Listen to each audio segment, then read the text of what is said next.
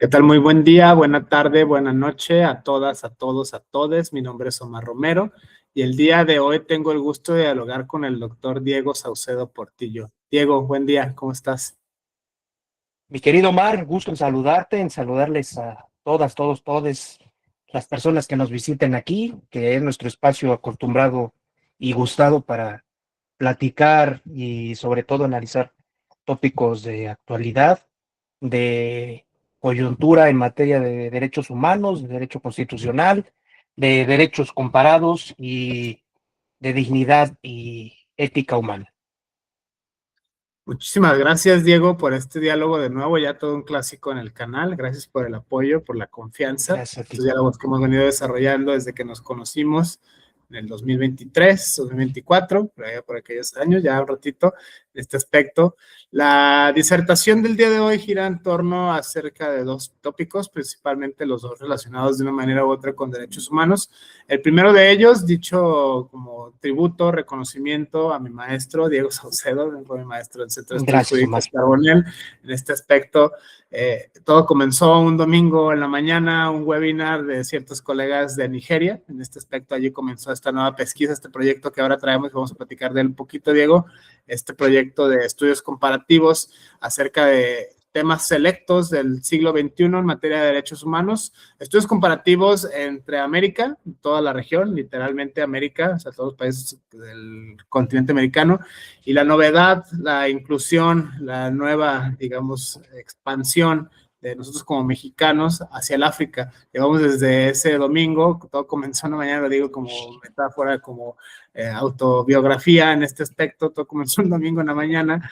Diego tuvo bien invitarme a un webinar con nuestro colega de Nigeria, el embajador Ferdinand Emanuel de Nigeria, en ese sentido un saludo Manuel.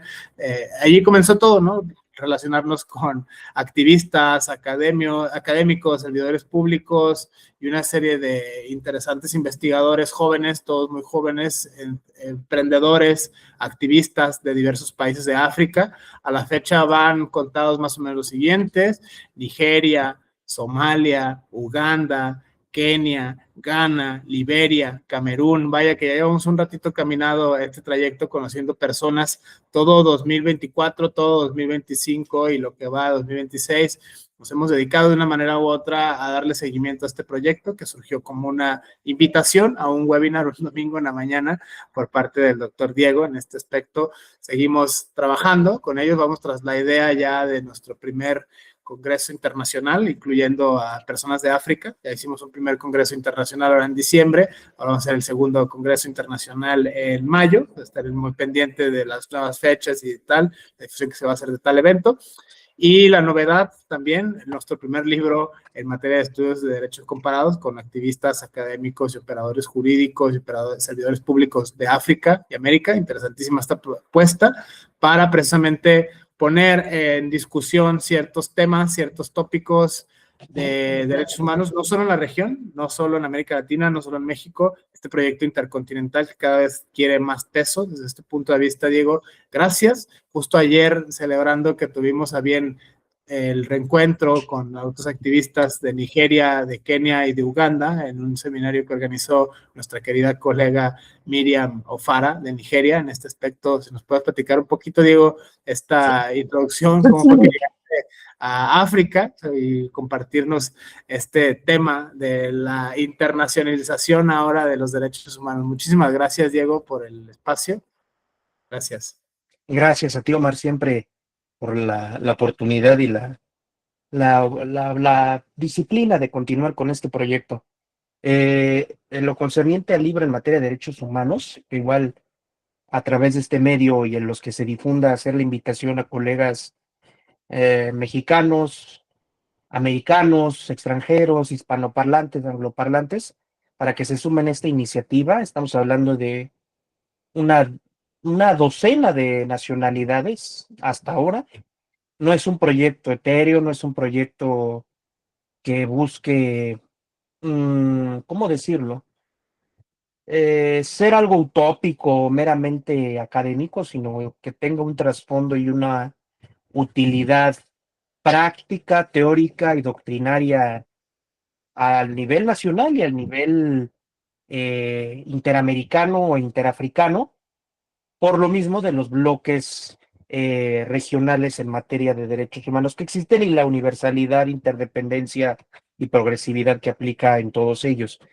Eh, bueno, en este sentido, pues aún no tengo la dicha de llegar a África presencialmente, pero mis letras y mis sentimientos están con los amigos, independientemente de las vicisitudes y complejidades que compartimos tanto México como los diversos países africanos con los que estamos hermanados en este proyecto, sobre todo Nigeria, Kenia, Sudáfrica, Uganda, que son los predominantes, que son las potencias continentales y regionales de la zona del África, pues justamente robustecer y comparar, pero también vamos a ser claros, no se puede comparar aquello que ni siquiera se sabe que existe.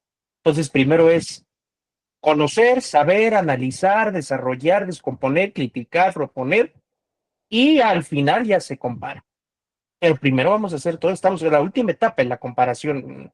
Bueno, ya tenemos todo, este es mi pastel, como quedó el tuyo, tú qué le pones, a mí qué le sobra, este qué le falta, y en qué podemos hacerlo para que sea mejor o sea menos calórico en la analogía del pastel, o sea más sabroso, o sea más eficiente en los costos de elaboración.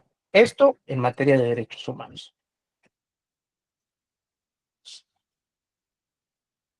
Este primer tema, Diego, me parece a mí interesante, cómo es que hemos venido desarrollando estas pesquisas, no solo ahora en la región, en el continente americano, sino también en África, en este aspecto con diversos colegas, diversos activistas, institutos académicos, servidores públicos, gente muy interesante, gente muy resiliente. Si algo admiro realmente, reconozco de los pueblos africanos, es su gran resiliencia.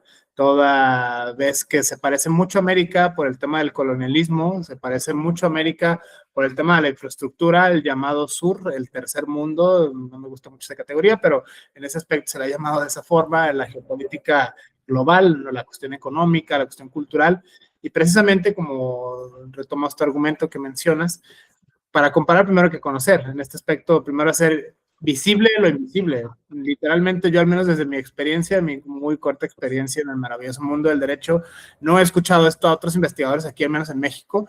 Si viene en la región América Latina, quizá también escasea esto, precisamente el completamente otro, desconocido, ajeno a nuestra realidad, el pueblo africano, en este aspecto, sus matices, las Áfricas en general, ¿no? No es una unificación, tienen realidades muy interesantes. Destaco al menos 3 líneas de investigación en las cuales nos hemos estado desenvolviendo este periodo de tiempo que va del 2024 al actual 2026. Primero, la génesis histórica de los dos sistemas de derechos humanos, en este aspecto el sistema africano y el sistema interamericano. ¿Cómo comenzaron?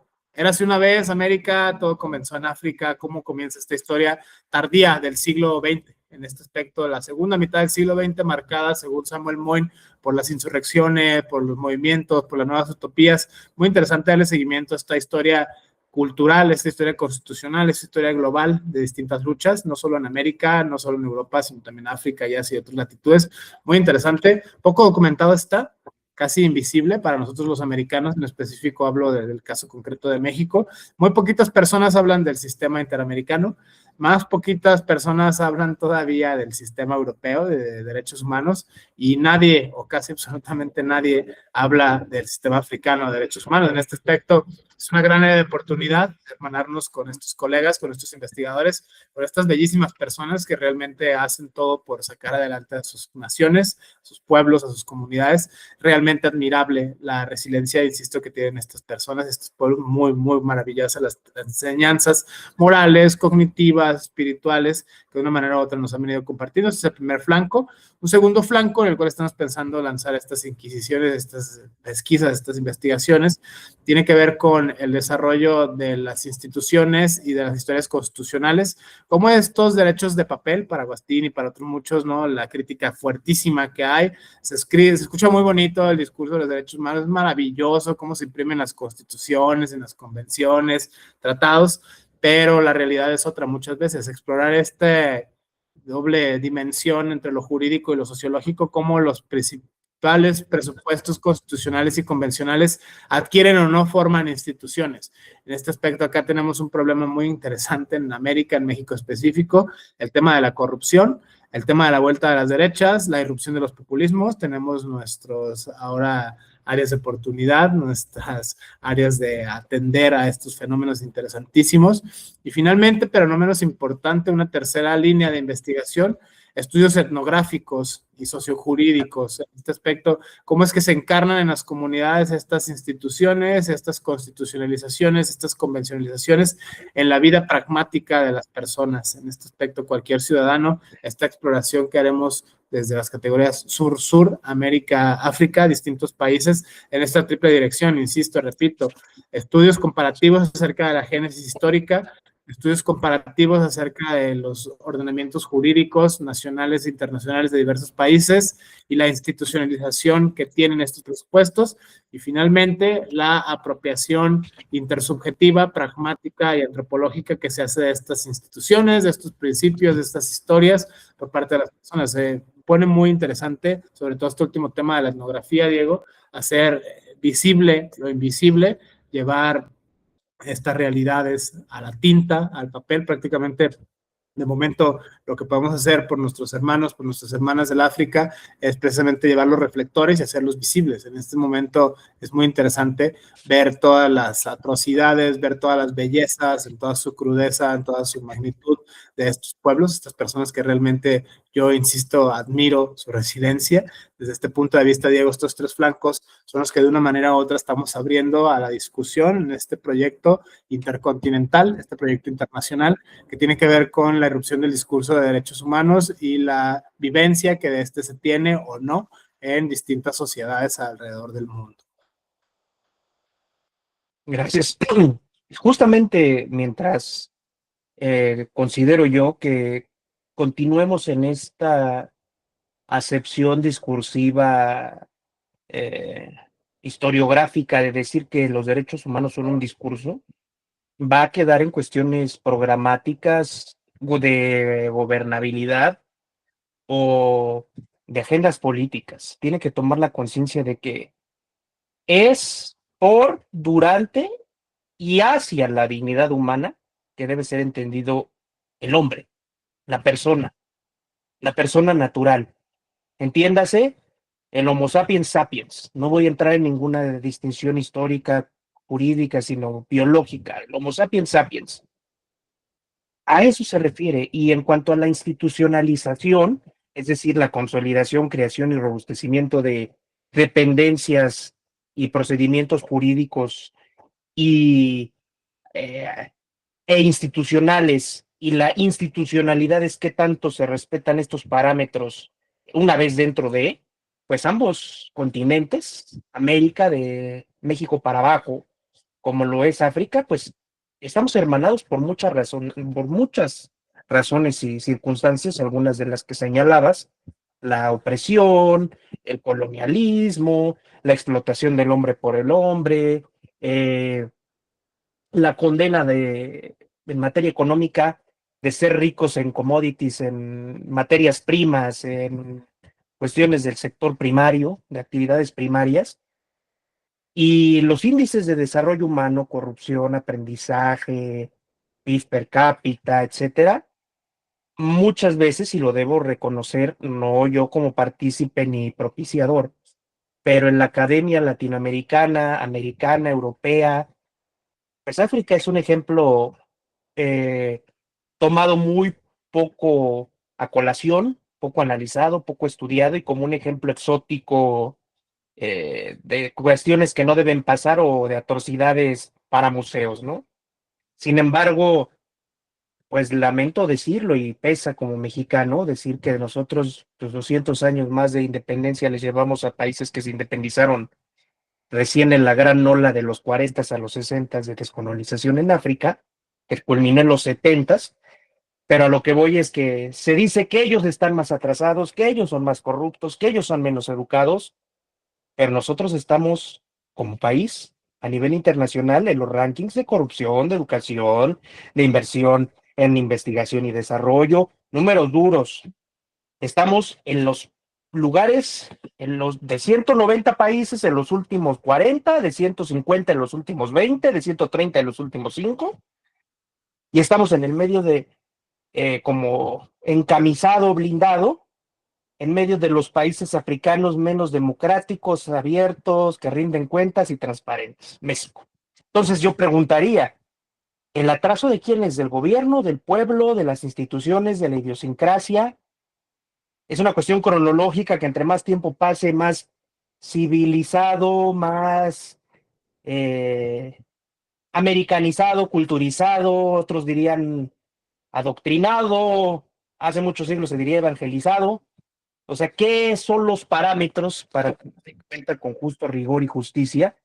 ¿Quién es el subdesarrollado o quién es el abandonado por sus instituciones y sus individuos, ¿no? Y justamente retomando en esta individualidad subjetiva, pues partamos del punto que toda institución y todo servidor público puede ser tan leal, tan eficiente y tan correcto a la par de sus antónimos a la vez. Porque si a mí me resolviste, me hiciste y me cumpliste, no lo que estás diseñado para hacer, lo que te fundamenta o te mandata la ley o la constitución, sino lo que a mí me interesaba, quería o buscaba, a lo mejor en eso eres súper eficiente, pero resulta que rayaste la mayor de las ilegalidades porque tú no tenías las atribuciones para hacer ello. Entonces, a eso vamos de evitar esa subjetivización de las instituciones, de tasarlas o incluirlas con base en aquello que me dio, me resolvió o me benefició o perjudicó, sino en cifras, datos, números, métricas y una especie de censo sociodemográfico que permita a las personas inmiscuidas en estos sistemas de derechos humanos y en estas instituciones, pues narrar y describir al lujo de detalles, sin censuras, sin guías, sin limitaciones y sobre todo sin algún filtro previo, que vierta sus experiencias sobre todo en este sentido de pues, la inteligencia del artículo primero constitucional mexicano, primero de la Declaración Universal de los Derechos Humanos, del Pacto de San José, Costa Rica, pues esta universalidad, progresividad, interdependencia y los deberes de las autoridades, sean oficiales o que hagan funciones oficiales de promover, de proteger, de respetar y de garantizar los derechos y reparar, resarcir, redignificar y sobre todo restituir el daño de manera completa, total y sobre todo adecuada, no conforme a lo económico o a los criterios sociales o culturales, ¿no? Como decían, la moral, las buenas costumbres, el buen vivir, estos conceptos jurídicos difusos o indeterminados, sino conforme a, a la persona en su antropocentrismo, entendiéndose de qué, cuándo, cómo, dónde, las famosas circunstancias de tiempo, modo y lugar, aportaba a él para sí, para su familia y para su entorno, y con base en ello poder cuantificar una reparación y una indemnización integral del daño en todas sus dimensiones, conforme a la persona, su naturaleza, su dignidad y su importancia intrínseca per se y como finalidad última.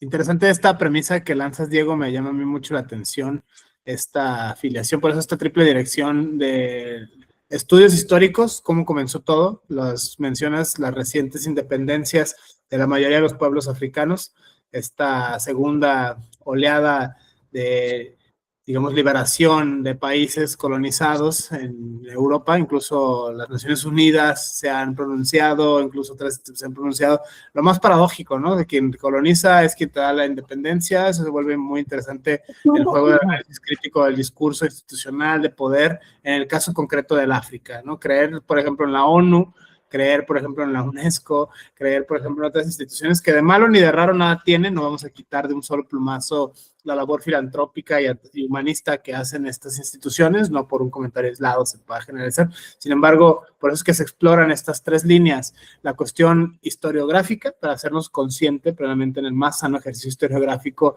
de la conciencia histórica, poder ver en su dimensión cómo es que ha evolucionado esto, qué hitos se han marcado, cuáles sucesos han dado origen a este fenómeno de la irrupción del derecho, de los derechos humanos, no solo en América, sino también en África, en este aspecto los olvidados, los otros, los outsiders total, en este aspecto del mundo.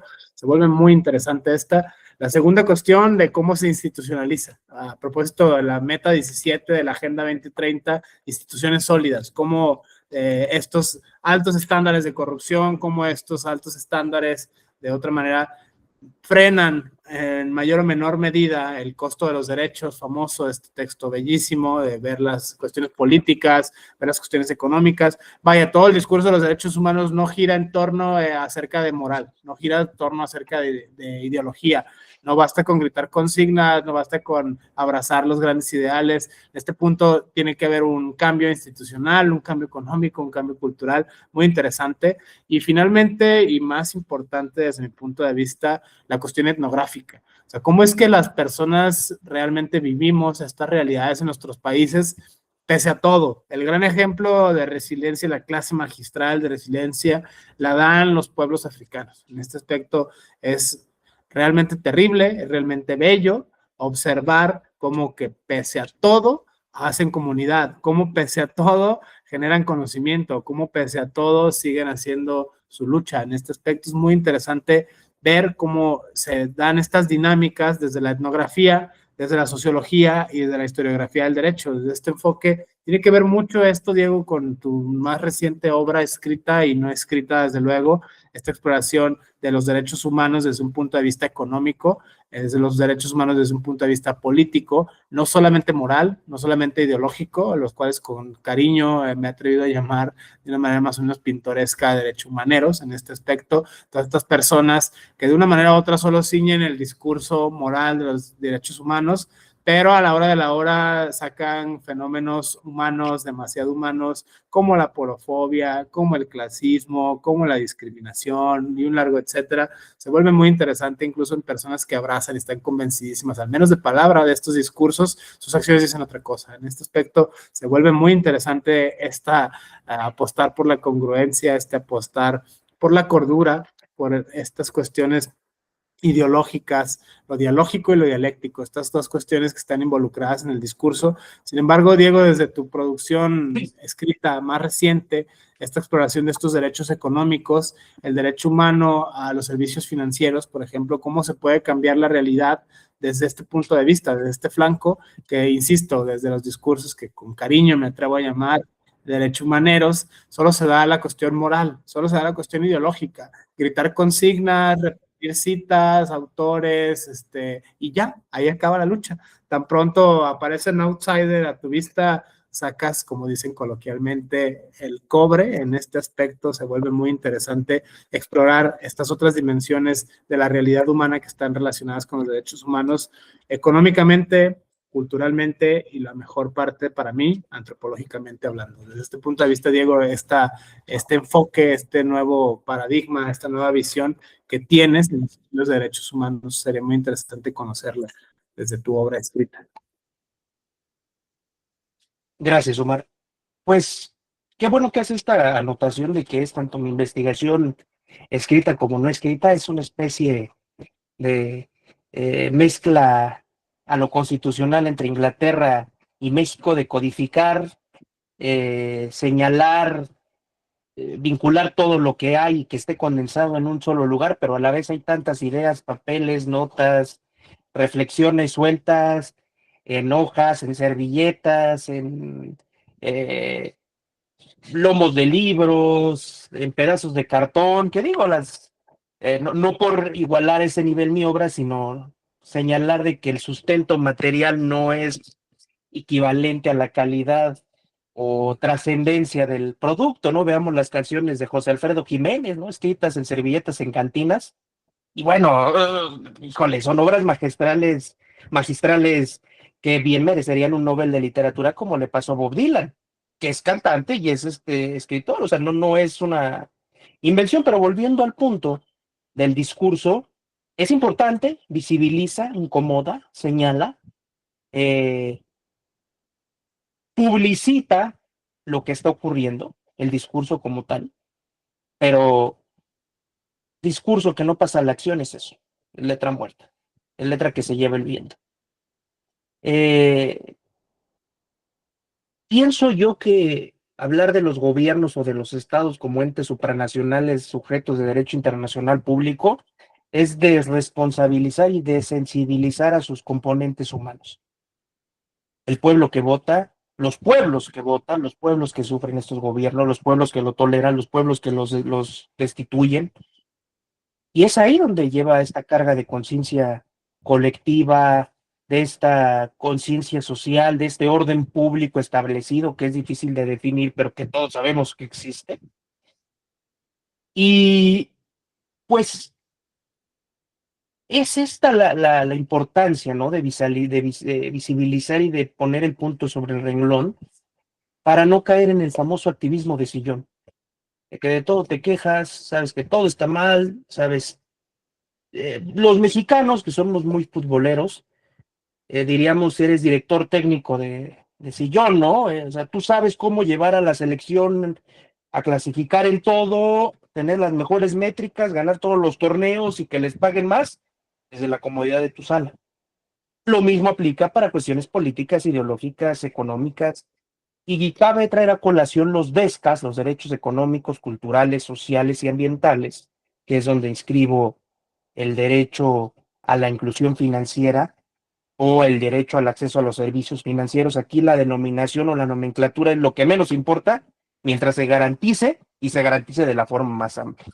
Diría pragmática y famosamente Deng Xiaoping, líder chino en esta liberalización en los 80s y 90s, que no importa si el gato es blanco o es negro, sino que caza ratones. Entonces, si la dignidad humana es el inicio del discurso y de las acciones de la persona y del Estado, es el mecanismo, es decir, todo el tiempo teniéndola en mente y vigilándola, y es la consecuencia u objetivo final, pues esta es la última barrera de la dignidad humana, el tener acceso a servicios financieros, a una identidad digital, a un algoritmo libre de discriminación, libre de racismo, de sesgos, de todas estas cargas y preconceptos que quien cargó esa información, quien la investigó, quien la generó, quien la programó, quien la codificó, quien la vinculó y quien la sintetizó para alimentar la inteligencia artificial y su algoritmo, todos tienen una carga subjetiva de valores,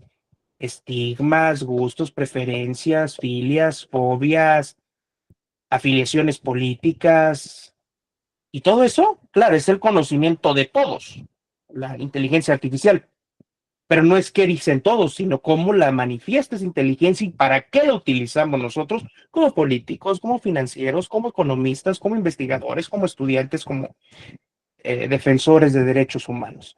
Y es ahí donde cobra relevancia el poder democratizar. ¿Cómo? Democratizar no es imprimiendo, no se busca el lucro ni la especulación financiera ni comercial con la obra, sino que pueda ser consultada, citada, incluida, analizada, desglosada, destrozada por medios digitales, universales, gratuitos, en cualquier idioma, latitud, codificación, alfabeto o sistema jurídico, cultural, filosófico o ideológico. Eso es el proyecto en el que hemos estado trabajando del derecho humano a la inclusión financiera, que en sí es el acceso, y bueno, se desarrolla todo esto a lo largo de 206 páginas, en una versión eh, que cuenta con más de 200 citas, referencias y notas de refuerzo y sustento bibliográfico, y sobre todo citas de actualidad en lo concerniente a la IA, a los algoritmos, a toda la revolución tecnológica, pero de gran rigor, criterio y trascendencia a nivel histórico, como Voltaire, como Kant, como Platón, como Heráclito, como, bueno, este imperativo categórico kantiano, pues, abordamos la constitución de Apatzingán, ¿no? De la cuestión de la felicidad, la declaración de independencia de los Estados Unidos de América, la Declaración Universal de los Derechos del Ciudadano y del Hombre, la de 1789. Cuestiones de ese estilo que mencionan la felicidad, pero no como una cuestión hedonística, subjetiva o de mero placer y gusto, sino es teniendo en cuenta siempre a la dignidad de la persona y cómo proporcionarle las herramientas o quitarle los estorbos que van a potencializar o van a disminuir ese acercamiento al máximo de su dignidad humana conforme a sus ideas, sentires y proyectos de vida, entiéndase en la doctrina como autonomía de la voluntad, libre expresión de la personalidad y sobre todo pleno y total desarrollo y ejercicio de los derechos humanos.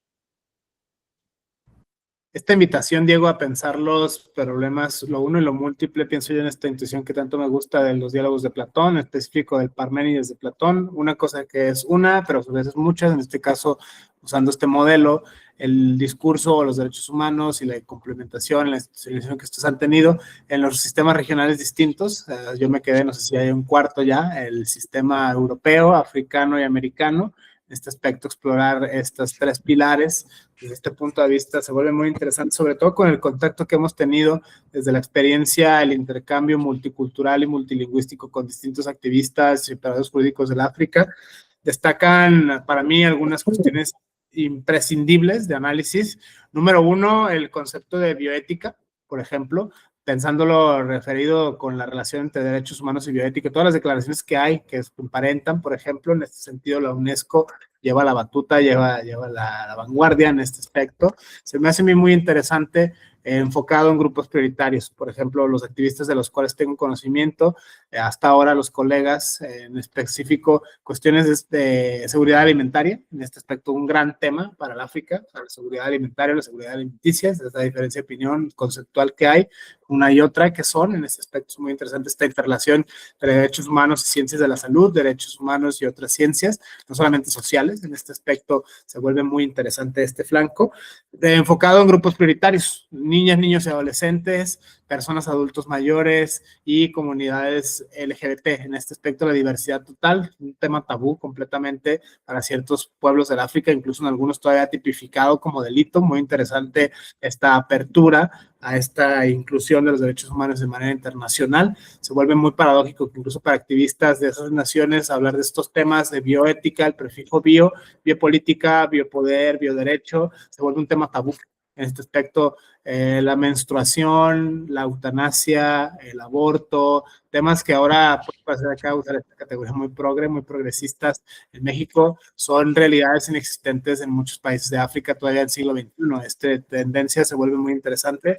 Número dos, derivada de la anterior, la historia constitucional de las Américas, en específico de México, nuestros 200 años de historia constitucional, nos ha costado sangre, nos ha costado guerras, nos ha costado vidas, muchas instituciones, política, economía. El tema del el laicismo y la laicidad. Acá tenemos a la Iglesia Católica, en el caso del África, se tienen dos flancos, dos frentes, cristianismo e islam. O sea, en este aspecto hay guerras civiles en algunos países entre musulmanes y cristianos, entre cristianos y musulmanes, entre cristianos y otros cristianos. Se vuelve muy interesante estas cuestiones ideológicas que imperan la forma de estar en el mundo. No estamos diciendo que sea retraso, que sea satanizarlo, simplemente es. Estas categorías de análisis son y pasan, las personas viven en el discurso de fe, que es algo muy bonito para el ser humano desde mi punto de vista de la religiosidad, cualquiera que éstas sean, cualquiera de sus manifestaciones. Sin embargo, el problema como toda religiosidad viene cuando se inmiscuye la política y la economía, que es el, digamos, el lado oscuro de los estudios de religión. O sea, no estamos analizando ni la teología, no estamos analizando ni las formas en las cuales se vive la famosa religiosidad vivida, sino simplemente la relación que tienen con otras instituciones de carácter político-económico. Muchas veces, esto es bien sabido, la religión se ha utilizado para manipular a los pueblos, ¿no? Instituciones Marx, Maquiavelo, John Dewey, William James, muchos filósofos han hablado de esta uso perverso de la religión por ciertos poderes para manipular a las personas. En este aspecto se vuelve muy interesante cómo es que en nombre de Dios se han cometido atrocidades en todas partes del mundo, toda la etapa de la historia de la humana. Es algo humano, demasiado humano. Finalmente, pero no menos importante, derivada de las dos anteriores, la economía política y cómo se tienen estos altos índices de marginalidad, estos altos índices de explotación, estos altos índices de inseguridad. Se vuelve realmente aterrador, o sea, ver las realidades, o sea, realmente de llorar, no es exagerarlo, ver las realidades de niñas, niños y adolescentes, ver las realidades de mujeres, mujeres adultas mayores, todas las intersecciones que pueda haber. ¿Y qué hablar si ya se forma parte de la comunidad LGBT o se tiene alguna discapacidad en este aspecto, se vuelve muy interesante. México no le pide nada, yo soy de acá de Jalisco, mi Tonalá, mi Tlaquepaque, mi Tlajomulco, no le pide nada a las naciones africanas, sin embargo sí se nota bastante la brecha. En ese sentido es muy interesante hacer visibles estas realidades a estos pueblos si nos vamos a tomar a los Ronald Dworkin, los derechos en serio, tenemos que mirar con toda su crudeza, con toda su belleza estas realidades. Por eso es que estamos recurriendo no solo al análisis histórico, no solo al análisis comparado en términos de convencionalidad o constitucionalización, sino a las cuestiones sociológicas y antropológicas. Estas dimensiones de análisis de las ciencias sociales, en este específico caso, dan resultados en las investigaciones que no da solamente el derecho, que no da solamente la filosofía, que no da solamente la política. Empiezas a observar las dinámicas de relaciones de poder entre gobernados, gobernantes, incluso entre los mismos pueblos, entre los grupos endógenos, se dan estas relaciones de poder. Por eso es que hemos optado por aplicar estas categorías de análisis más o menos homogéneas, más o menos directrices, estudios comparativos en términos jurídicos, estudios comparativos en términos historiográficos, estudios comparativos en términos sociológicos y finalmente estudios comparativos antropología, incluyendo desde luego la cuestión de la antropología y la economía. No es que sean los angelitos solos, no es que llegue la Pachamama, no es que, o sea, es el hombre haciendo cosas del hombre, para el hombre, en contra del hombre, pro el hombre en este aspecto, tomada en su acepción sin género como especie, ¿no? Para no entrar en tanta polémica por aquello de los discursos de los feminismos, cuando se radicalizan o ciertos discursos que tienden acerca de ensalzar el género. En general, los discursos. En general, en ese aspecto se vuelve genérica la palabra, para no entrar en controversia, debates que ya son bastante bien resonados en nuestras comunidades epistémicas. Así que bueno, por ahí va, Diego, en este aspecto, esta introducción a los estudios comparados con este enfoque precisamente centrados en la relación entre derecho y economía. En este aspecto se vuelve muy, muy interesante, creo yo, poco explorada en el ámbito de los derechos humanos, porque la mayoría de los estudios, la mayoría de los estudiosos, o ideología, gritar consignas, cambiar el mundo, lo que sea que eso signifique, o desde un punto de vista meramente constitucional o convencionalidad, muy ingenuo desde mi punto de vista, o sea, nada más citar cifras, nada más citar leyes y ya. En este aspecto, creo que las herramientas que provienen precisamente de la antropología, las herramientas que provienen precisamente de la sociología, nos permiten observar otro tipo de realidades acerca del mismo fenómeno. Es un fenómeno por entero complejo, por entero transdisciplinario y una realidad bastante abigarrada. Desde este punto de vista, Diego, se vuelve interesante estas categorías de análisis que en tu obra acuñas para poder echar luz sobre estos fenómenos del siglo XXI. Gracias, Omar. Estuve tomando nota de lo que mencionabas y justamente quería sintetizarlo, tanto la obra como la investigación última, que ya se encuentra disponible totalmente gratuito para su lectura, consulta, descarga y referenciado en Zenodo, zenodo.org. Es auspiciado por la Unión Europea, por el CERN, el colisionador, el Centro de Exploración Nuclear en Suiza. Imagínense la importancia, y todo esto está almacenado, pues irónicamente, como se dice en la iglesia, per secula seculorum, por los siglos de los siglos. Entonces ahí está para una versión en español. Me encuentro trabajando y próximo a finalizar, no tengo fecha porque todo depende de la carga de trabajo, su versión íntegra traducida al inglés. Entonces estamos hablando de 3 textos. El mío, que es la última dignidad de la dignidad, la última frontera de la dignidad humana, el reconocimiento del derecho a la inclusión financiera. Tenemos el libro todavía pendiente por titular de las colectividades y derechos humanos africanos y americanos, y en este caso, como obra no derivada, sino pues vinculada, concatenada con la primera, sería la traducción de The Last Frontier of Human Dignity, The Recognition of Financial Inclusion as Human Rights. Es básicamente toda la investigación de 206 páginas, solo que en un inglés jurídico profesional para la consulta de todos ustedes, y en ello se abordan los objetivos del desarrollo sustentable de la ONU del 2030, instituciones más seguras, más firmes, reducción de la pobreza, reducción del hambre, mayor educación, mayor justicia, un medio ambiente más sano. Abordamos cómo se interseccionan todo esto con este derecho, las cuestiones bioéticas, cómo este derecho a la inclusión financiera es un híbrido entre uno de tercera generación y uno de cuarta, entre, bueno, es un híbrido en sí entre un DESCA, económico, social, cultural, ambiental, con aquellos tecnológicos, pues como lo son el acceso al Internet, a la banda ancha, a la radiodifusión, que son derechos actuales y reconocidos en la Constitución mexicana en el artículo sexto, por ejemplo, pero también son de cuarta generación porque hablamos de el algoritmo, de cuestiones biométricas, el uso de la voz, el uso del iris, el uso de la retina, el uso de las huellas, el uso de información y datos personales sensibilísimos como se lo son las condiciones médicas, filiación política, religiosa, ideológica, que son categorías no solo sospechosas, sino sospechosísimas de protección en la Constitución a nivel convencional y a nivel interamericano y europeo, porque ahora toda tu identidad va a estar vinculada, en el caso mexicano, a la CURP, a la clave única de registro de población, que es asignado con tu nombre, tus datos, es una clave única, no recuerdo cuántos dígitos, me sé la mía de memoria, pero son los 2 dígitos de tu apellido paterno o de tu primer apellido, la primera letra de tu apellido materno, la primera letra de tu primer nombre, porque puedes tener cuantos quieran, los 2 últimos dígitos del año de nacimiento, los 2 dígitos del mes de nacimiento, los 2 dígitos del día de nacimiento, eh, el indicador del género, H o M, creo que se puede poner X si es no binario.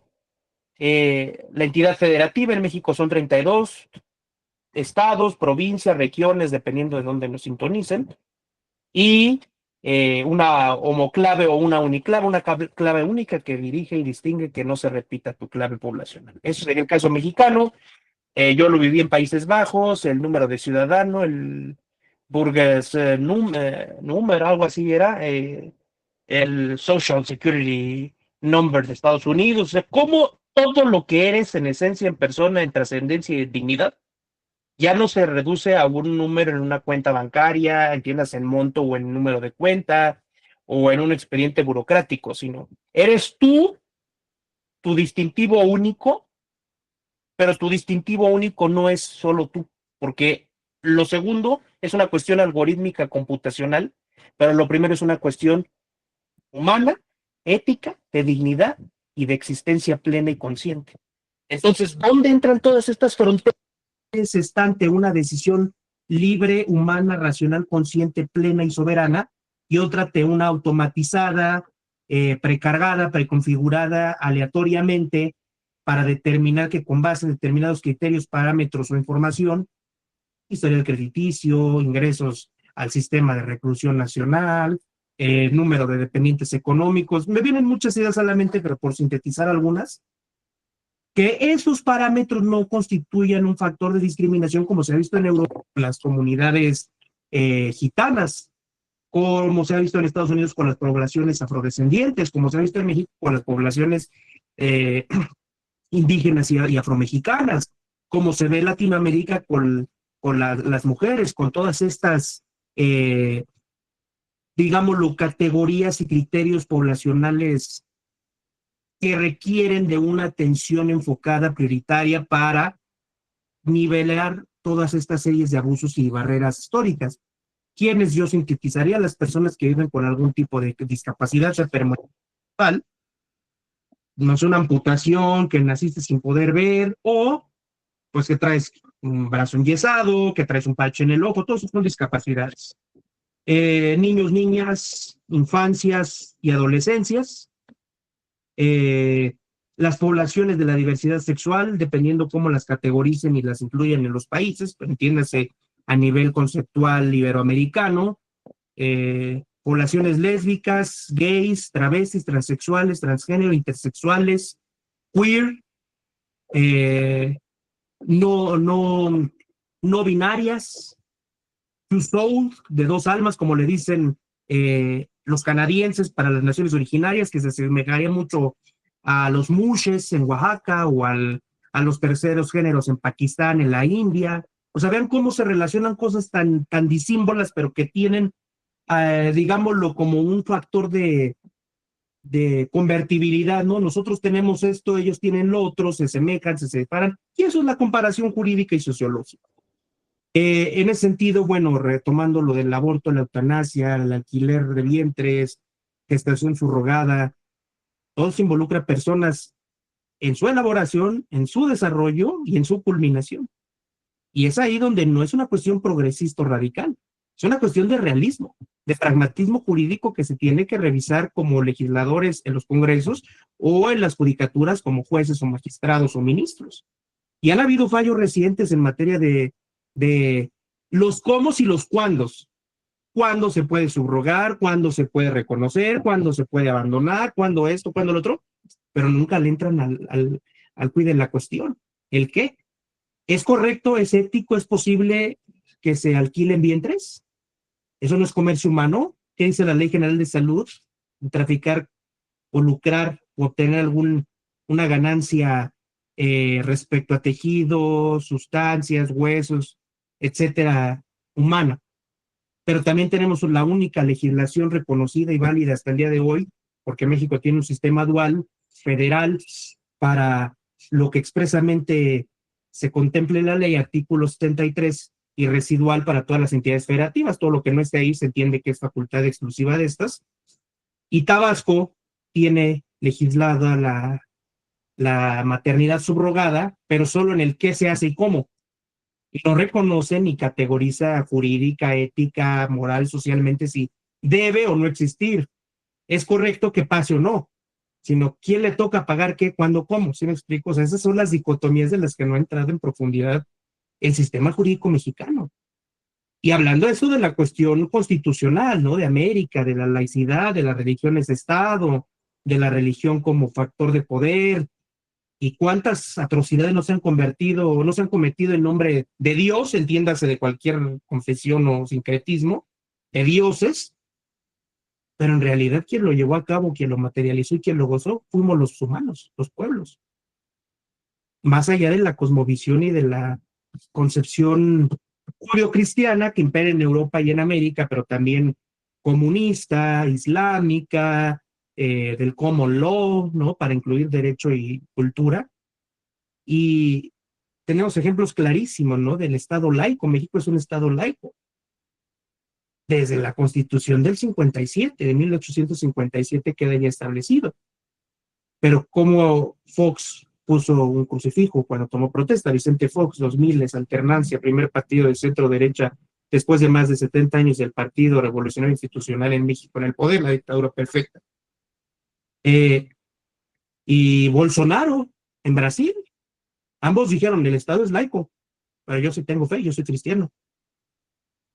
Bolsonaro, textualmente, Fox, tácitamente con los hechos, ¿no? Argentina es un país católico, por constitución, y paga a los sacerdotes.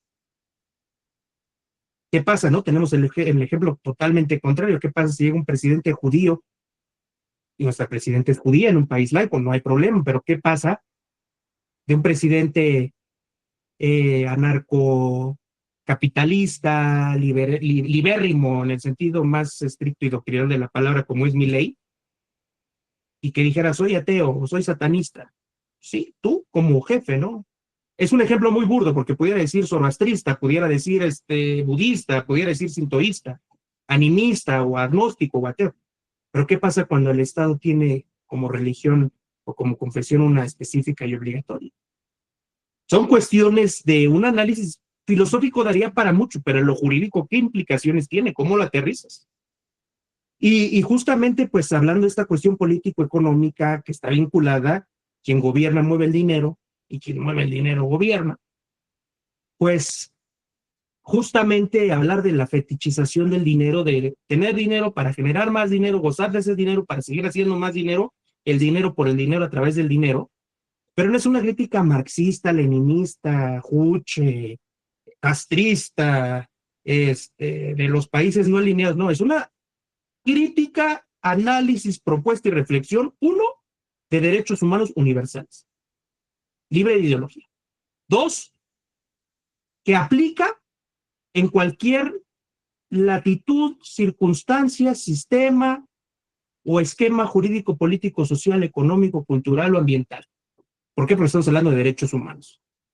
Y no estamos hablando ni de radicalismos, ni esta teoría de los extremos que se tocan en la herradura ideológica, de que la extrema izquierda coincide mucho con la extrema derecha, que no estamos hablando de un humanismo, que sí es importante, tiene trasfondo los derechos humanos, pero no hablamos del humanismo mexicano, ni del humanismo de Hume, de Kant, o sea, sí se toman porque son preferentes influenciados tanto en la obra de su servidor como de en materia de derechos humanos y derecho constitucional, pero sobre todo hablamos de un liberalismo en el sentido estricto de, a ver, si tenemos derecho a la vida, entiéndase, a nacer, quitando las cuestiones del libre y pleno desarrollo de la sexualidad, del embarazo, del aborto. Yo estoy hablando de una cuestión de contrastes. Se tiene derecho a nacer, a decidir tu proyecto de vida, qué estudiar, qué trabajar, con quién te reúnes, a quién amas, con quién te casas. ¿Por qué no vas a poder decidir quién y con quién procreas o no lo haces, o quién y cuándo decides o no hacerlo, culminar tu vida por una enfermedad crónica, degenerativa, insufrible, que solo trae dolor crónico intolerable, o depresiones crónicas que no ceden a ningún medicamento? Es una cuestión de que sí se muera, que no se muera muy progre, muy conservador, sino de la dignidad humana como inicio de la vida, como camino y senda de ella y como finalidad.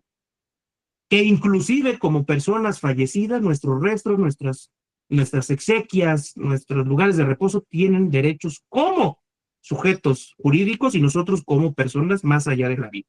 Entonces, es este humanismo que quiero plasmar y menciono casos de estudio fácticos, jurídicos, convencionales, en el caso interamericano y en el caso intereuropeo, de discriminación interseccional, multifactorial, múltiple.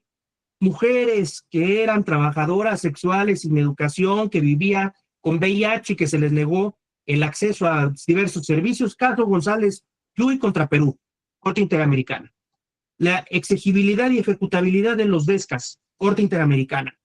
Y cuestiones de la interceptación masiva de datos, de la retención masiva, del argumento de la seguridad nacional en el combate al terrorismo, en fortalecer la defensa y seguridad nacional, ya se han publicado y lo pueden consultar en Cénodo, análisis sendos en materia de convencionalidad y de derechos humanos en lo que respecta a los algoritmos, a la interceptación masiva, a la retención indiscriminada desde los 40, cuando se hacían expedientes tipo la Gestapo, la KGB, las policías secretas, la DFS aquí en México, que hoy se consultan aquí en Lecumberri, en el Archivo General de la Nación, la antigua penitenciaría, historiquísima. En Europa, pues puedes consultarlo en línea. Pero a lo que voy es que no quede en un acervo muerto consultable y que sí se manifieste de dónde viene y que esto de retener, antes se retenían las grabaciones de cámaras de seguridad, antes de ello, los mails, antes de ello, las llamadas telefónicas, antes de ello, la correspondencia física, antes de ello, tu persona, el habeas data, el habeas corpus.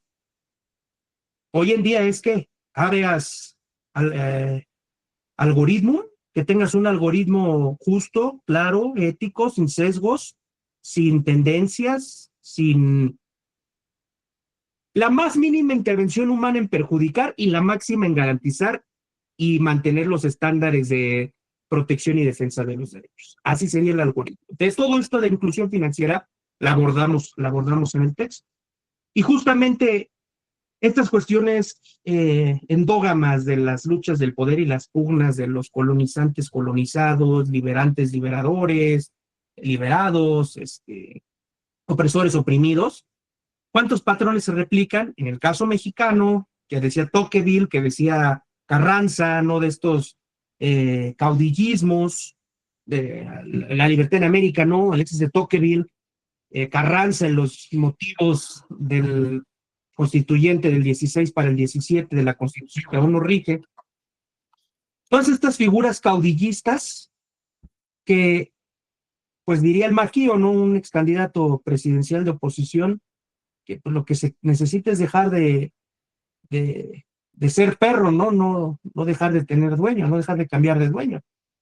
Entonces, en este caso, como después de periodos de guerra civil, de inestabilidad, de golpes de Estado, de fluctuaciones político-económicas, se liberan de factores externos, de colonizadores, de opresores, que es el caso mexicano en las intervenciones e invasiones, que es el caso de África con las conquistas y opresiones. Pero pues también diría una canción que me gusta mucho, pues es un quítate tú para ponerme yo. Salen los opresores y salen los controladores extranjeros o exógenos. ¿Y qué pasó en Sudáfrica después del apartheid? ¿Qué pasó en Liberia después de que mandaron a muchos ciudadanos liberados después de la guerra civil y la abolición de la esclavitud en Estados Unidos? ¿Qué pasó en Ruanda entre los Hutus y los Tutsis? Familias, parientes, hermanos, primos, vecinos, masacrados y enterrados entre ellos, por ideología, y que ahora por obligación legal y por ideología, como debió de ser siempre y como nunca debió de haber pasado, todos juntos trabajando, viviendo, coexistiendo, casándote, Hutus, Tutsis, con todas las demás minorías nacionales africanas y extranjeras. Eso es a lo que voy, o sea, cómo se vuelve una cuestión cíclica y paradigmática, pero también sumamente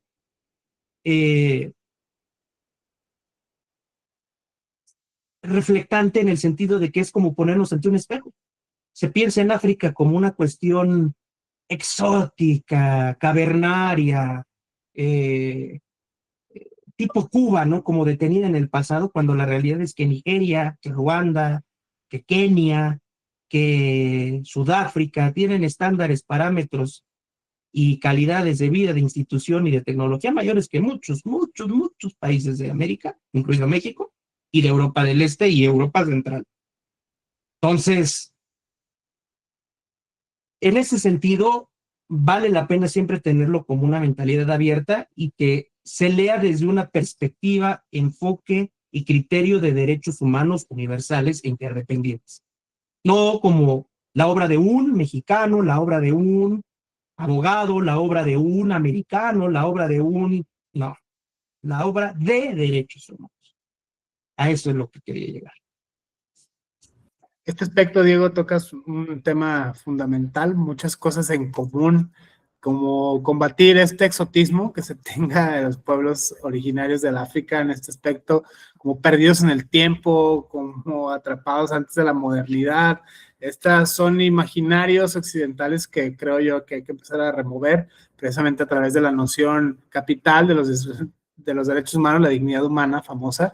Aunque pensada en clave kantiana, aunque pensada en clave cristiana, hay que recordar que todos los filósofos de la Declaración del 48 son neocantianos o son neotomistas, que no pueden negar la cruz de la parroquia. La escolástica, la patrística, no nada, ¿no? Claro.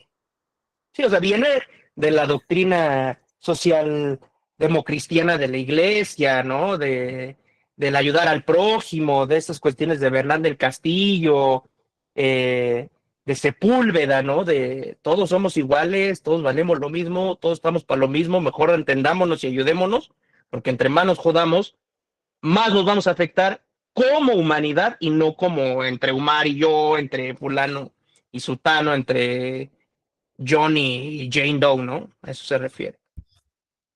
Es interesante, pese a esta, digamos, nota colosal a pie página, creo que yo que hay que decirlo en todas sus letras, la Declaración del 48, todo el discurso fundacional, el maravilloso cuento de hadas de los derechos humanos, se quiere decir, está pensado en clave cristiana. ¿Qué pasaría si lo pensaran, no sé, en clave agnóstica, o en clave hegeliana, o en clave nietzscheana, o en clave, otra clave? O sea, creo que nos ayudaría a otras axiologías, sobre todo hoy, con el tema de la universalidad, esta cita de Orwell, que me parece muy lapidaria, que todos somos iguales, pero hay unos más iguales que otros. En este aspecto, la famosa progresión en derechos humanos, parece que hay una paulatina regresión a los derechos humanos, no una paulatina y perpetua progresión. Lo vemos en América, nuestra América ahora pues bastante devastada por los populismos de izquierda y de derecha, ideologías políticas. Más allá del espectro, perdóname que te interrumpa, ideológico político, centrándonos como siempre ha sido nuestro caso en los derechos humanos, la regresión y el desconocimiento o reducción de la protección de derechos humanos en México, ley de amparo, ley de amnistía, reforma constitucional al Poder Judicial. En Estados Unidos, Roe v. Wade, la inmunidad total absoluta para actos durante y siempre que se hagan en la investidura presidencial. O sea, me refiero, hay ejemplos paradigmáticos en todos lados que, no obstante ello, pues permiten ver que se tiene siempre los pies en la tierra entre el discurso y la doctrina de los derechos humanos, la universalidad, la prohibición de la regresión, siempre usar el máximo el mínimo disponible, asegurar un techo presupuestal, una mejora consistente, sí, eso mandata, los mandatos de optimización, las exigencias constitucionales, pero la realidad es dura, terca y se financia, ¿no? En recursos, como bien lo dice en el costo de los derechos humanos, Sonstein, ¿no? Carl Sonstein, americano, pragmático, realista, total, y pues tiene toda la razón. Hasta los derechos de primera generación, el votar, la seguridad, el patrimonio, la justicia, un tribunal cuesta, una copia de traslado cuesta, la policía cuesta, la patrulla cuesta, el sistema de drenaje cuesta, el sistema de energía eléctrica cuesta, el sistema financiero, bancario, institucional cuesta, sí, pero cuesta más no analizarlo, no estudiarlo y no modernizarlo y garantizarlo para todos desde una base de derechos humanos. Desde este punto de vista, Diego, perfilando una especie de conclusión, desde luego por ética son muchos temas, son muchos flancos, son muchos frentes. Volviendo a la cuestión, vamos de lo local a lo global. En este aspecto me llama mucho la atención estos fenómenos emergentes que tienen que ver, como lo mencionas, con lo bio y lo neuro, los datos ahora a alta sensibilidad, ¿no? La curva biométrica, los datos neuronales, ahora se explora mucho esta posibilidad que parece más de ciencia ahora que de ficción, ¿no? Explorar la mente. Sí, Datos más bien es de actualidad, ¿no? Que de sci-fi o de pura ciencia, porque la ciencia se piensa en el laboratorio, en el aula, y no. Hablamos de un homo científico, de un homo, un ciudadano científico que goza, participa, contribuye y se beneficia de la tecnología, sus avances y sus mejoras. Y eso lo señalamos en los textos que hemos trabajado, justamente de que ya no estamos a la expectativa, como en los 40 del siglo pasado, como hace 2 siglos, de que lo que una potencia militar, un inventor o una compañía genere, va a ser lo que hoy voy a poder hacer, sino desde el crowdfunding, las startups, los proyectos colectivos, de ingeniería social, etcétera. Ya cualquiera puede ser y hacer ciencia. Este flanco lo dejo así abierto, pienso en un top 3 interesantísimo para el maravilloso mundo del derecho, cómo se legisla, si se reforman o no códigos civiles, códigos penales, la cultura, la idiosincrasia en ese aspecto, pensando en México mágico, nada más ahora en este momento. Ahora llevarlo a la región y más allá de la región, creo que se vuelve todavía más interesante, que es este fenómeno, lo mencionabas hace rato, tema de bioética súper actual, maternidad subrogada. Tabasco y Sinaloa llevan la vanguardia en México de la legislación de este tema. Otros casos, otras cosas, pienso, no sé, en mi Jalisco, en este aspecto, la ley de infancias trans, por ejemplo, un escandalazo que se desencadenó hace un par de semanas, el Congreso, en el Ejecutivo, Pablo Lemus sacando el cobre, el cardenal volviendo a las andadas. O sea, esto en términos laicos, en términos de progresión de derechos humanos es una locura, prácticamente es un retroceso al mono, en ese sentido se vuelve interesante. Ahora Nuevo León, la ley Terian, en este aspecto es lo de hoy, ¿no? En este aspecto se vuelve todavía más interesante estos nuevos fenómenos emergentes. Y a ver, perdón, o sea, todo esto está garantizado por la Constitución misma. El libre desarrollo de la personalidad, el libre desarrollo de la identificación, la autoadscripción que aplica para los pueblos indígenas. Yo me considero y soy parte de una comunidad o población indígena. Yo siento, me ejerzo, me manejo, me conduzco, me identifico, me reconocen, existo como una persona de la diversidad sexual y no necesito una constancia de LGTBidad, no necesito una constancia de indigenidad, no necesito una constancia de migrante, no necesito una constancia, antes sí, por eso me refiero al cambio de paradigma, de discapacidad o de capacidad de decisión y de acción propia, como con la gente que vivía con determinadas enfermedades de índole psiquiátrica o mental. Entonces, y la gente se ríe, pero cuando lo analizamos desde una perspectiva de derechos humanos está garantizado. El derecho de asociación, me reúno con otros Terians en este caso, ¿no? El derecho de tránsito, pues si quiero andar como un animal en la vía pública, puedo. ¿Por qué? Porque en el sistema de convencionalidad americano y sobre todo mexicano es permitido y es protegido y es defendible. Y un abogado que tenga visión de derechos humanos y visión holística lo defendería. ¿Por qué? Porque a lo mejor no nos gusta, no nos incomoda, pero ¿qué pasaba con la gente con otros colores de piel, con otras nacionalidades, con otros idiomas, con otras religiones? México lo vio con la gente china en el norte, expulsando gente, con nuestras poblaciones indígenas. ¿Cuántas ceremonias y actos de perdón y de restitución de derechos, de tierras y de dignidad ha habido por parte de los estados, como el mexicano, como el belga, como el holandés, que fueron potencias coloniales?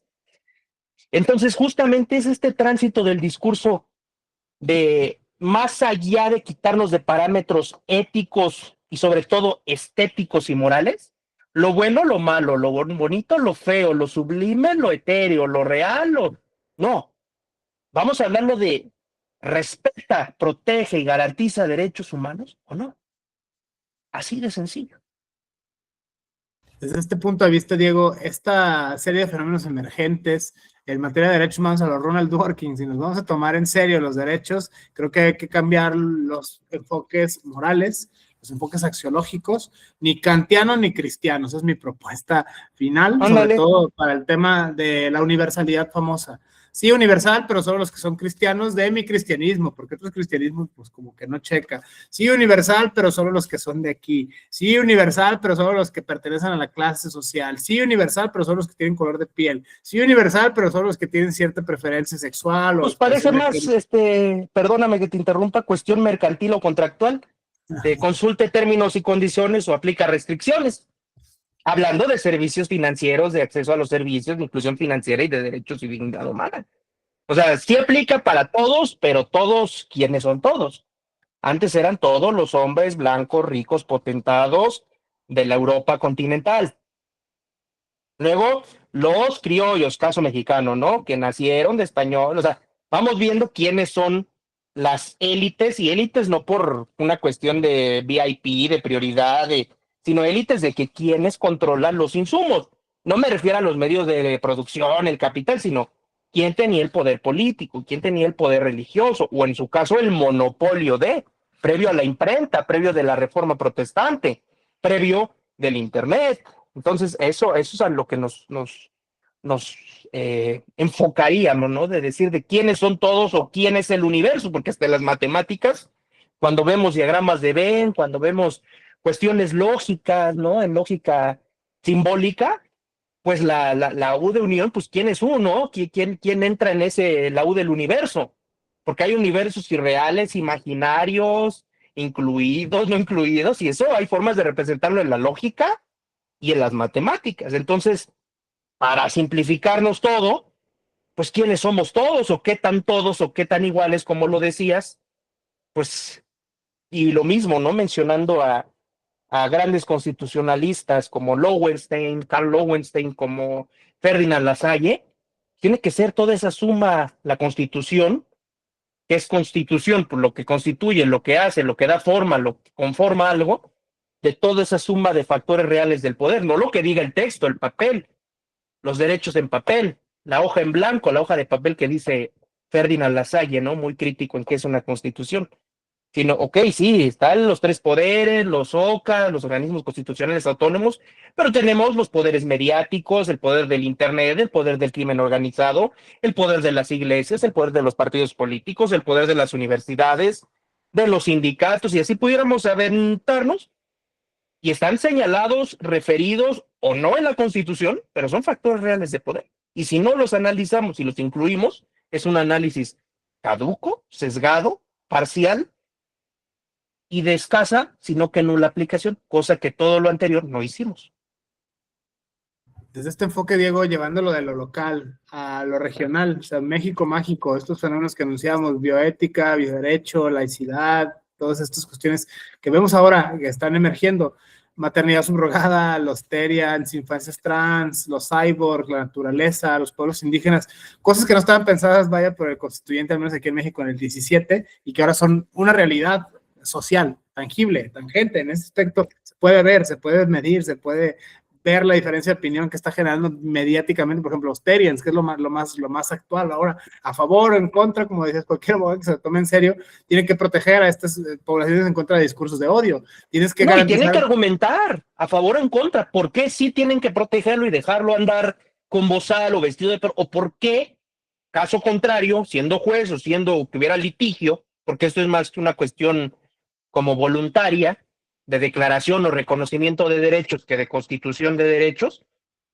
pues decir, ok, a ver, ¿sabes qué? Porque yo lo revisé en algún momento en la Suprema Corte, cuando se analizaba del matrimonio, de las triejas, los colectivos que son tres personas que se quieren casar, o el matrimonio poliamoroso, y básicamente este fue un proyecto del ministro en retiro, Jorge Mario Pardo Rebolledo, y se fueron por la tangente para evitar lo político y lo crítico, y básicamente sintetizando el proyecto de sentencia, que fueron más de 100 páginas, es el matrimonio es el matrimonio porque el matrimonio es entre dos personas. Antes era entre dos, entre un hombre y una mujer. Ahora es entre dos personas, pero como dice Ross, pues no pueden ser tres, ni cuatro, ni cinco. Sí existen parejas de hecho, sí existen triejas, sí existe poliamor, pero no porque todo exista tiene que ser reconocido en la Constitución, y no todo lo que esté reconocido en la Constitución significa que existe o está protegido. Ergo, hay situaciones fácticas que si el legislador local, como es el poder, que en este caso en el Congreso de Puebla, matrimonio igualitario, matrimonio civil, que no hay una legislación nacional, que decida en su contexto, en sus atribuciones y en sus facultades. Punto. Un análisis mágico, excelso, jurídico, pero no entró en cuestiones de derechos humanos, no entró en por qué reconocerlo, y dijo que está bien, porque el tribunal es un tribunal de constitucionalidad, no actuó como de derechos humanos, ni como de casación, que son de las diversas naturalezas que tiene la Corte, pero dijo, a ver, pues la Constitución me dice que es matrimonio, cuestiones civiles, ¿qué competencia es? Entidades locales. Háganse bolas ustedes. A menos que venga toda la serie de procesos y reformas complejas de las dos terceras partes de los presentes en cada una de las cámaras, más la mitad más uno de los congresos de cada estado, que cada congreso tiene su manera de dar las votaciones y porcentajes para las reformas constitucionales, y luego que se certifique, que se haga la declaratoria por las dos cámaras, ratificación por todos los secretarios que aplique, la firma de la presidenta y la publicación en el DOC. Ahí sí se pudiera hacer que el matrimonio dejara de ser un derecho, se reconociera para todos, o se dejara de hacer, que es como propongo, que se reconozca el derecho humano a la inclusión financiera en la Constitución, en el artículo 4, que es nuestro artículo, le digo yo, DESCA, justamente para reconocer y traer a la vida jurídica algo que ya existe en lo fáctico. Entonces me permite hacer esta comparación para decir, pues, cómo es que se hace este análisis del matrimonio poliamoroso de triejas desde una perspectiva neta y puramente legal y constitucional de atribuciones y facultades, no de derechos humanos y de artículo primero, tratados internacionales, principio pro persona, eh, interdependencia, universalidad, progresividad, no regresión, mandato de optimización, artículo 133, no, nada de eso. Todo lo que se pudo hacer no se hizo. ¿Por qué? Carga de trabajo, cálculo político, llámele como le quieran llamar, pero pateó la bola a las legislaturas locales. Entonces, muy probablemente eso pasaría con los Terians, muy probablemente eso pase con las infancias trans, como está pasando en cada estado, muy probablemente eso pase con los matrimonios poliamorosos, como también va a pasar con el aborto, bueno, la interrupción legal del embarazo, como es dependiendo cómo lo reconozca cada legislación, como lo es la maternidad subrogada o el alquiler de vientres, Tabasco, Sinaloa, de 32 entidades, solo dos, y Sinaloa se sumó en el último par de años. Tabasco fue por ahí de los 2000, entonces imagínense, o sea, en 20 años hubo un estado que no se conoce por ser un potencial médico, turístico, económico, o sea, más que nada por ser una ciudad, un estado importante en términos petroleros, y bueno, por ser el estado natal del último presidente previo al que tenemos. Más allá de ello, sin restar importancia a lo cultural y a lo histórico, uno esperaría localidades como la Ciudad de México, el Estado de México, Jalisco, Nuevo León, pero sorprende, ¿no? Y se presta materia de análisis de qué llevó a los tabasqueños o qué incitó a que ellos fueran pioneros en esto, y que pues hasta hace un par de años era el único estado de los 32, y también excluyendo a la jurisdicción federal, donde era permitido el alquiler de vientres, ¿no? Y ahí no entraba en conflicto con la Ley General de Salud, porque lo hicieron tan sagazmente que no es comercio de humanos, comercio de tejidos, tráfico de humanos, tráfico de blancas, O sea, es una figura jurídica muy, muy compleja, muy sui generis, como decimos, pero las implicaciones en derechos humanos, entre menos claro esté algo, o menos definido, más lesivo y más complejo es el daño a los derechos humanos. Desde este flanco, Diego, perfilando la conclusión desde el punto de vista local, regional, pienso, estos fenómenos en México los vemos ahora, las interacciones entre política, economía, religión, que están atravesadas por la cuestión sociológica, la cuestión etnográfica, la cuestión antropológica. En la región, me atrevo a pensar ahora la opinión consultiva 31-2025, la de los cuidados, por ejemplo, del año pasado, vino a revolucionar temas de ámbito laboral, cultural, los micromachismos, la división sexual del trabajo. Interesantísimo este tema a nivel regional. Ahora, llevándolo fuera de la región, que es el caso del proyecto que empezamos con estos colegas de África, ver los mismos fenómenos: laicidad, derechos humanos, bioética, neuroderechos, cosas que parecen más ahora ciencia, que lo son, de hecho, no solo parecen que ficción. En ese sentido ya son realidades. Está legislado, no sé, a nivel internacional. Algunos países están siendo pioneros en Chile, por ejemplo, ¿no? En ese aspecto, México, Argentina, están incursionando de una manera u otra estos fenómenos muy, muy nuevos. Era tan nuevo, pero tan nuevo que no hay nada. En ese aspecto creo que es momento de empezar a dirigir las pesquisas metodológicas y epistemológicas hacia estas otras realidades, partiendo de estos, digamos, dilemas éticos, morales, institucionales, constitucionales, que surgen en lo local. Veíamos el caso maternidad subrogada, los TERIAS, las infancias trans, en México ahora está súper de moda. En la región, la opinión consultiva, insisto, la 31-2025, el tema de los cuidados, y más allá de la región, el tema a mí me parece, a mí personalmente, muy, muy digno de mención, tema del colonialismo, tema de la laicidad y el tema del reconocimiento del otro, incluso de manera endogámica en las comunidades. Las otredades. En ese aspecto se vuelve esta, digamos, mirada desde tres flancos. Insisto, yo con esta me despido y ya con esta cierro, el tema de los estudios comparativos en materia constitucional y convencional, el sistema convencional americano y en este caso explorar el completamente otro sistema convencional africano, cómo funciona, si es que funciona, la sede en Tanzania, por ejemplo, de la Corte Africana de Derechos Humanos, ciertas tendencias que hay que empezar a conectar, el networking famoso con colegas, con activistas, con investigadores, el tema del Islam, el tema del cristianismo y sus radicalizaciones como atentados directos a la libertad de expresión, al libre desarrollo de la personalidad y a las libertades en general, tránsito, reunión, todos los temas que hemos visto, por ejemplo, en distintos países de América, específicamente el caso de México. Tuvimos la guerra cristera, tuvimos la independencia, tuvimos muchas cuestiones que nos han costado sangre precisamente por esta misma progresión en materia de laicidad y derechos humanos. Me parece muy interesante, si bien no exportar y tratar de calcar las realidades americanas, creo que eso sería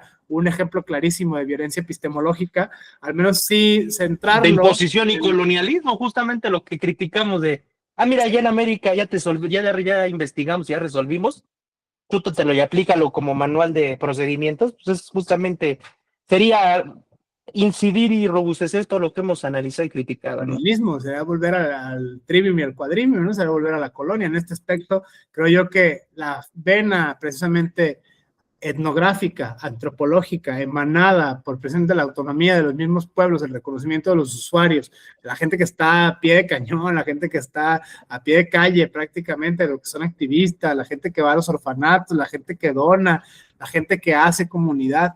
Es muy bello ver la resiliencia y es muy atroz ver la falta de apoyo que tienen. Desde este punto de vista, en el momento actual en el que estamos, la única forma que tenemos de apoyar y contribuir a este desarrollo progresivo de las ciencias, de las artes, incluso gozar de los mismos frutos como derecho humano, es haciendo visible lo invisible, haciendo visible la otredad del completamente otro, en este caso, la realidad de nuestros hermanos, de nuestras hermanas, de nuestros hermanos africanos, ¿no? En este aspecto se vuelve muy interesante esta apuesta, Diego, se me hace muy interesante a mí poder reencontrarte en este camino epistemológico y poder unir los talentos, las fuerzas, las instituciones, para poder llevar a buen término este proyecto intercontinental ahora de análisis comparativo de derechos humanos entre el sistema africano y el sistema americano en tres flancos. Ya con este cierro, el ámbito histórico, es decir, cómo comenzó a ser el sistema africano, cómo comenzó a ser el sistema americano, la colonia, la conquista. Vamos a ver fenómenos interesantísimos que nos llevan a pensar los juegos de poder de las potencias globales, la geopolítica global, en ese aspecto, la Realpolitik famosa, el tema de la convencionalización y constitucionalización atravesada o no por la institucionalización, y para mí lo más importante y lo más rico, la experiencia vivida de las personas, en este sentido la etnografía, la antropología, estas herramientas que vienen de las ciencias sociales que ayudan a complementar el estudio del derecho. No solo es repetir de memoria, no solo es saberse al pie de la letra los ordenamientos jurídicos, si lo hace alguien que, bueno, enhorabuena, es una habilidad deseable, muy loable, sin embargo no es todo. En este aspecto sería esta apuesta, Diego, por la interdisciplina, por los estudios comparativos, en este caso concreto, África y América. No sé, a manera de conclusión, Diego, si tengas algo más que abonar a esta reflexión, que atraviesa, digamos, tu obra escrita y tu obra no escrita, que me parece muy interesante este punto de conexión con estas obras. Gracias, Omar. Con esto concluiría para sintetizar con todos. Considero más que las obras agenciales, las obras terrenales, lo que uno hace por el prójimo, por el caído, por el necesitado, por el congénere, es más importante que las obras literarias de texto, gráficas de producción. Por eso he procurado que hablen de mí, en mi caso, las primeras sobre las segundas. Lo segundo es nada más la doctrinización de lo primero. Segundo, entre más rápido, mejor y más democrático abordemos los temas novedosos, poco explorados o que causan resquemor, inteligencia artificial, algoritmos, bioética, neuroderechos, derechos del medio ambiente, regresión de derechos, etcétera, más rápido encontramos los puntos, más rápido podemos desarrollar una teoría, más rápido alcanzamos alternativas y enfoques, y menos duelen los efectos y los trancazos. Y por último, al ser tan libres, al no tener nada de investigación de esto, es donde radica nuestra prisión, porque de aquí va a ser un punto de partida. No el cimiento, no es lo único, no la semilla, sino se nos ocurrió la idea y de aquí en lo sucesivo, ¿no? Va a ser un Big Bang comparándolo con lo cósmico, en el sentido de que no hay nada y pues que explote hasta donde tenga que llegar. Y finalmente, pues en síntesis de todo esto, requerimos de algunas soberanías. La soberanía personal, en los ámbitos internos y externos, entiéndase dignidad humana. La soberanía financiera y algorítmica, protección de datos personales, inclusión financiera, participación democrática plena y libre, y las soberanías nacionales en el sentido de que los pueblos se dicten los destinos, medios, mecanismos y estrategias para su gobierno, en sintonía con el artículo 89 de la Constitución, la no intervención y la libre determinación de los pueblos, la solución pacífica de los conflictos, que en eso concuerdo, en esa doctrina, la doctrina Estrada, que son principios que llevan cristalizados en la Constitución desde hace siglos, bueno, desde el 17 y basados en el 57, algunos se retrotraen hasta la del 24 y otros preceptos como la Constitución de Apatzingán, los sentimientos de la nación, etcétera. Y pues finalmente concluir agradeciendo el espacio, las oportunidades, la información, el interés y la sinergia que estos paradigmas y conceptos en materia de derechos humanos nos proporcionan. Y finalizaría parafraseando una frase muy famosa que varios de ustedes lo van a detectar, que sería: personas defensoras de derechos humanos del mundo, uníos, ensemble, together, miestie. Entonces, hay que unirnos en los derechos humanos. ¿Por qué? Porque humanos somos y con humanidad tenemos que vivir y terminar la vida. Muchas gracias. Muchísimas gracias a todas, a todos, a todes. Diálogo con el doctor Diego Saucedo Portillo. Mi nombre es Omar Romero. Seguimos en contacto. Que tengan bonito día. Gracias.